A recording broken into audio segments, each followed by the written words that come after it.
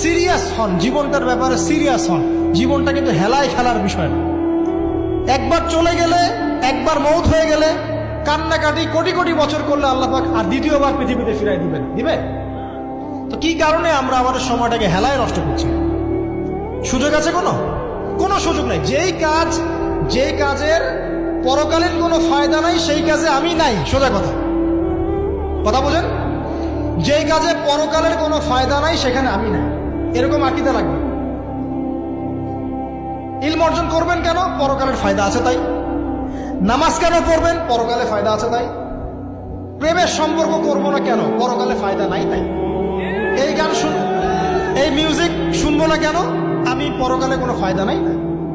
আমি অহেতুক এসব টিকটকের পিছনে ঘুরবো না কেন? পরকালে কোনো ফায়দা নাই তাই। যে কাজ পরকালে ফায়দা দিবে আমি সেই কাজে আছি। পারা যাবে ইনশাল্লাহ? আল্লাহ তৌফিক দান করুন। যুবক ভাইদেরকে আমি অনুরোধ করবো যে আপনাদের যৌবনটা আগামী মুসলিম উম্মার ভবিষ্যৎ। এই যে বলে না যে জাতির কাণ্ডারি হবে অমুক তমুক, কেউ জাতির কাণ্ডারি হতে পারবে না। জাতির কাণ্ডারি যদি হতে চায় তাহলে মুসলিম যুবকরাই হতে পারবে।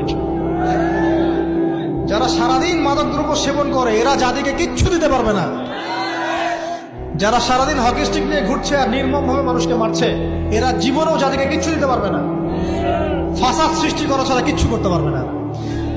দেশকে, জাতিকে এবং উম্মাকে যদি এগিয়ে নিতে হয় শুধু মুসলিম যুবকরাই পারবে ইনশাআল্লাহ। এবং কারা পারবে? যারা অন্য ধর্মের মানুষ কিন্তু মনটা স্বচ্ছ সৎ, তারাও পারবে। যাদের মনে সততা আছে অন্য ধর্মের হলেও তারা পারবে ইনশাআল্লাহ। যার মনে সততা নাই সে পারবে না। কখনো করাপ্টেড, দুর্নীতিপূর্ণ মন নিয়ে কখনো দেশের খেদমত, জাতির খেদমত করা যায়। বাংলাদেশের সবচেয়ে বড় সমস্যা দুর্নীতি। বাংলাদেশের 1 নম্বর সমস্যা দুর্নীতি। দুর্নীতি যদি না থাকতো আর সমস্ত কালো টাকা যদি সাদা করা যেত, বাংলাদেশের মানুষকে আজকে না খেয়ে মরতে হতো না। 65% মানুষকে আজকে এই খাবারের সংকটে ভুগতে হতো না। সামনের দিনগুলো কঠিন হবে, ভয়াবহ হবে, এটা সবাই বুঝতে পারছে, হয়তো শুধু আপনারা পারছেন না। আল্লাহ পাক আপনাদেরকে বোঝার তৌফিক দান করুন, আমিন। সামনে যান, নিজের জীবনকে কাজে লাগান, যৌবনকে কাজে লাগান, একটা হালাল রিজিক সার্চ করেন। অল্প রিজিকে সন্তুষ্ট হয়ে যান, উচ্চাভিলাষী হবেন না।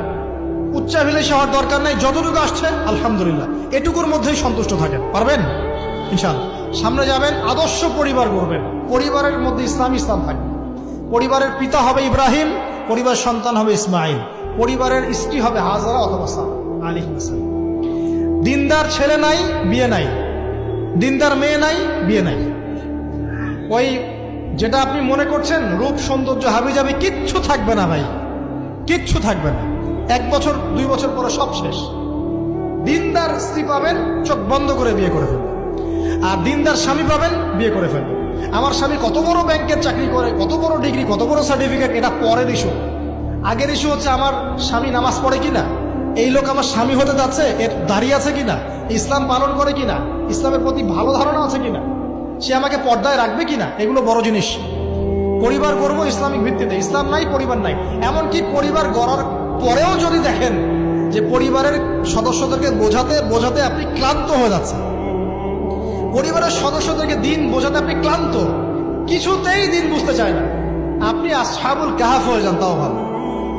বুঝেন নাই? আপনি নিজের চটকা তেল দেন, ওটা বাদ দেন, ওর কবরের হিসাব ওর ছেড়ে দেন, আপনি ইব্রাহিম হয়ে যান, আপনি আসহাবুল কাহাফ হয়ে যান, তাও ভালো। ইসলাম নিয়ে কোনো কম্প্রোমাইজ নাই। পরিবারের সদস্যরাও যদি আল্লাহর পথে চলার ক্ষেত্রে প্রতিবন্ধকতা সৃষ্টি করে, বাদ দিয়ে দেন, দরকার নেই। আল্লাহর জমিন প্রশস্ত, আল্লাহর জমিন প্রশস্ত, আল্লাহর রিজিক প্রশস্ত। ইনশাআল্লাহ আল্লাহ পাক উত্তম আরো কিছু দিবেন আপনাকে ইনশাআল্লাহ। খেয়াল রাখবেন, পরিবারের মধ্যে ইসলাম থাকতে হবে। এখানে কিন্তু আপনাকে কেউ বাধা দিবে না, এর কর্তা আপনি নিজেই। আল্লাহ পাক তৌফিক এনায়েত করুন, আমিন। পাশাপাশি সৎ কাজের আদেশ করেন, অসৎ কাজে নিষেধ করেন। মুসলিম উম্মার মধ্যে ঐক্যের চেষ্টা করেন, বিভক্তি সৃষ্টি করবেন। সবার মধ্যে ভালো জিনিস আছে, নিয়ে নেন, খারাপগুলো ছেড়ে দেন। এমন কোন সংগঠন বা দল বা জামা নাই যার 100%ই পরিশুদ্ধ, এমন কোনো নেই, কোথাও নেই। সবার মধ্যেই কিছু না কিছু ভুল থাকবেই, কিছু না কিছু ফল্ট থাকবেই। ওই ফল্টগুলোকে নিয়ে যদি আপনি পড়ে থাকেন আর কাদা ছড়াছড়ি করতে থাকেন, কাজ হবে না। এখন এই যুগটা সেই যুগ না। এটা কি সাহাবীদের যুগ যে চুল ছেঁড়া বিশ্লেষণ করতে হবে? এখন কি খেলাফা কায়েম আছে? সাহাবীদের যুগে খেলাফা কায়েম আছে, ইসলামিক অর্থনীতি কায়েম আছে, ইসলামিক রুলিংস চলছে। তখন সূক্ষ্ম বিষয় নিয়ে সাহাবীরা একে অপরের সাথে কনফ্লিক্টে যাচ্ছে।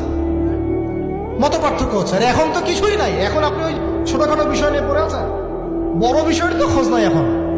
আল্লাহ পাক আমাদেরকে বোঝার তৌফিক এনায়েত করুন, আমিন।